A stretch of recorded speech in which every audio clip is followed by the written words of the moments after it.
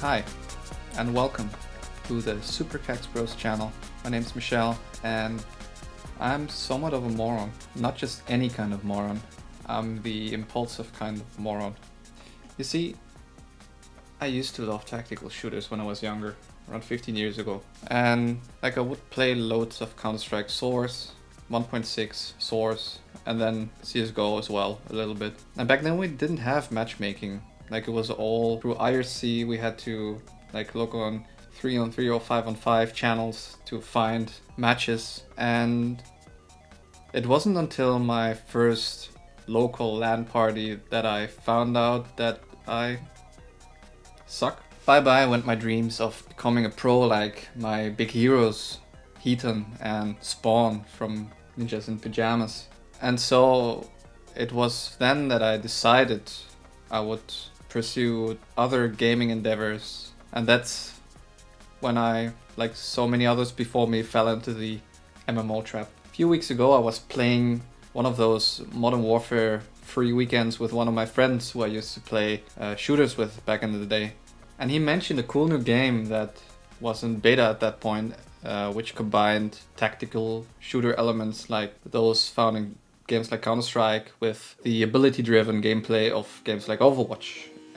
Well, you probably know the game, it's Valorant, at this point it's out. And when I saw footage on Twitch, something inside of me clicked. Now, I had never stopped playing FPS games completely over the years. Overwatch is one of those games that I still play every now and then, and Call of Duty a little bit on consoles and PCs, Battlefield games. I always play the newest releases, but never to a competitive extent. And so naturally, as one does, when you feel that spark inside of yourself, felt like I had to train my aim, and of course I had to read up on map tactics and where to deploy my abilities, where to aim, what corners do I aim at, where do I peek exactly. Oh yeah, and I also had to get in the beta, which luckily turned out to be not so difficult. And surely, if I bought a new mouse and combined that with aim trainers on Steam, I would become really, really good, right? In this video I will share my combined knowledge from researching and first-hand experience using the Logitech G Pro Wireless. Spoiler alert, I still suck. NANI?!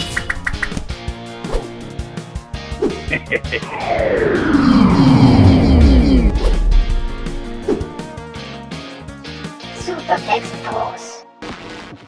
The design and good wireless performance were my main two concerns with a new mouse. I never really had a good nor wireless FPS mouse to compare anything to, so I shot for the best that I could afford, basically. Logitech peripherals have always been good to me, as I've owned several headsets, keyboards and non-gaming mice from that brand over the last couple of years. And I don't really like the black-green aesthetics of Razer, which is the main alternative to this mouse. The design of the G Pro Wireless is quite plain, which I think is a good thing.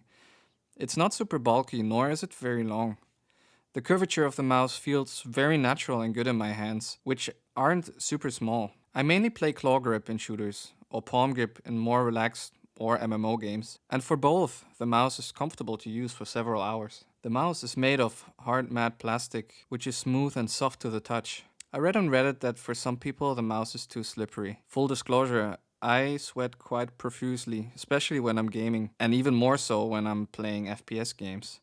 And I never really encountered that problem for myself. However, there are anti-slip pads that you can buy from third-party retailers. Despite its super light weight of only 80 grams, or 2.8 ounces American, the mouse is built like a Russian bunker.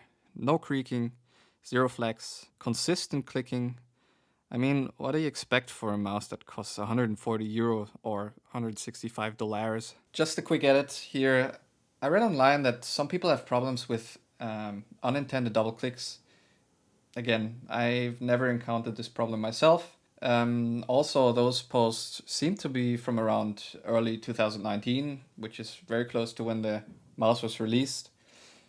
Possibly Logitech stealthily fixed that problem. The left and right mouse button are somewhat more flat than the round body of the mouse, and that makes for a comfortable rest for your fingers. Clicking the mouse takes a little more effort than I'm used to, because of the mechanical Omron 50M switches, which apparently stands for 50 million clicks. The more you know. And I think that's a good thing. I've never had any problems with unintended mouse clicks. Not sure how much I can say about the mouse wheel. I mean, it scrolls, it's smooth, it has individual steps. Cool beans. I think one of the most underrated features of this mouse is that it's ambidextrous, and not just from a form factor standpoint. You see, the G Pro Wireless has 4 side buttons, 2 on each side, which you can take off individually and replace with a faceplate. That means that you can take off 1 button or 2 buttons on one side, or if you're like me, and they only get in your way, you can take them all off. I feel like this is an underrated feature, especially considering the flexibility this, combined with the great software, gives you if you're a gamer with a disability. You can completely reprogram the buttons and make it fit your needs. After playing with this mouse for over 2 months, I can confidently say that this thing still looks and feels great. I mean, it's a slick looking mouse. It is, however, a fingerprint magnet due to the matte plastic and the soft texture. And to be fair, it took me some time getting used to the mouse wheel because of the steps. I don't really like that. I like my mouse to scroll infinitely with a flick of the finger. Now, I've generally only used this mouse in short, quote-unquote, bursts of gaming sessions in Valorant or other FPS games. And I would always charge it in between sessions or overnight. For all my other PC duties, I use my trusty Logitech G600 in pristine Cheetos white.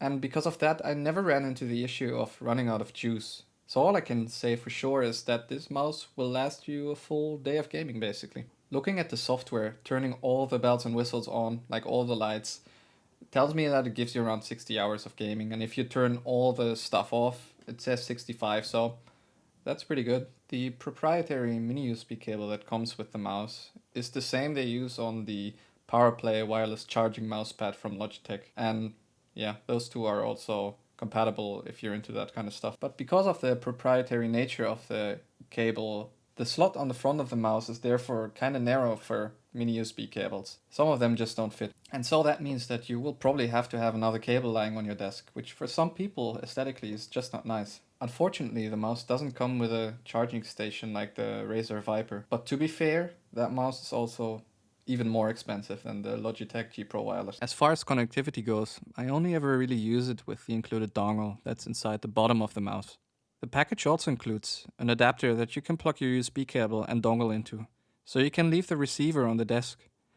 That way you can negate electrical interference and power up your game!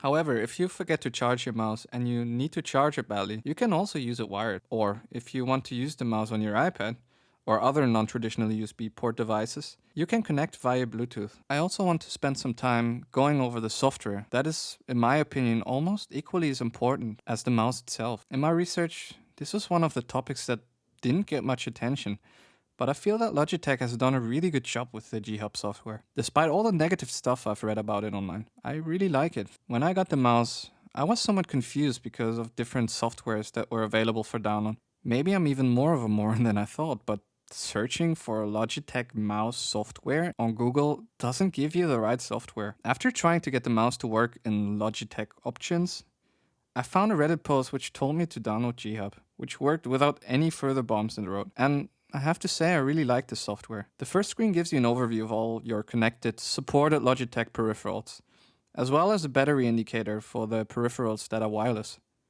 Clicking on the mouse will give you options for a light sync, where you can change whether or not you want the logo and the primary light to, well, light up, and which color effect you want to use. So far, so good. Going further down, we get to the good stuff. Assignments. In a nutshell, you can assign every single button, command, Windows or program action, and even basic macros to every single button of your mouse. There's actually so much here that it borders chaotic, so if I had one complaint, it would be that. It also shows functions for relevant software, even if that software isn't installed. For example, I saw macros for Overwolf, which I don't use, but I've used in the past. The last option on the screen is the sensitivity options. You can choose between 100 and 16,000 dpi on a slider, or choose a recommended DPI setting from a list. Furthermore, you can change the rate at which the mouse receives information. A higher rate means faster information transmission, which is a little harder on the CPU, I'm told, but I haven't really noticed the difference in Valorant's performance. On the right of the screen is a config button for the mouse, which gives you a few general options as well as more in-depth power information like power consumption, max charge, and charge level in hours. Also, here you can choose which of the side buttons, if any, you want to use. So basically, disable and enable the side buttons here as well. Also, here you can save profiles, both in the software, like I will never. Bottom line, this is a very, very good mouse that is honestly kind of wasted on me. I haven't touched Valorant in over 2 weeks. And that isn't to say that I will not use this mouse anymore. If you want a really sturdy, precise, well-built and ergonomic wireless FPS mouse with great sensors, great clicks, and you can churn out that kind of money, then definitely get this mouse. However, if you're unsure if this mouse is maybe too big for you or too flat on top, or you just don't want to spend that kind of money, then I think the Logitech G305 is a very good alternative with also very good sensors. For me, it was kind of between those two mice and, well, I'm stupid. So if you want a more flat mouse, a mouse that comes with a charging station, if you don't care about money, if you like green lights, or then get the Razer Viper. It's a fantastic mouse, I'm told. My buddy, who I mentioned earlier in the video, uses the Razer Viper and he's super happy with his purchase. So the last thing I want to say is I hope this video was somewhat informative for you. I hope you enjoyed watching it as much as I enjoyed making it. Feel free to like, subscribe, or don't, and catch you on the flip side. Ciao.